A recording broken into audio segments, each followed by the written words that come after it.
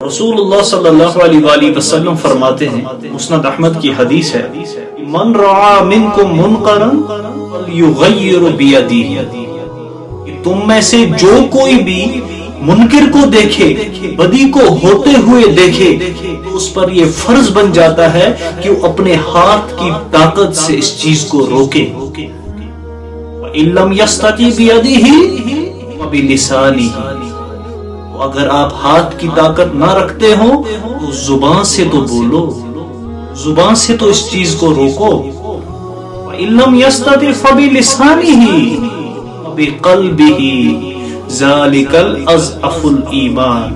اور اگر زبان سے بھی نہیں روک سکتے ہو تو اپنے دل میں اس چیز کے لیے شدید ترین نفرت کو پیدا کرو، یہ ایمان کے کمزور ترین درجے میں آتے ہیں۔ برائی کو ابھرتے ہوئے ہم دیکھ رہے ہیں اور ہماری نیندوں میں خلل تک نہیں ہو رہا، ہاتھ سے بھی نہیں روک سکتے، زبان پر تالے لگے ہوئے ہیں، اور اب اگر دل میں بھی اس چیز کی نفرت نہیں ہے تو ہمارا ایمان نہیں۔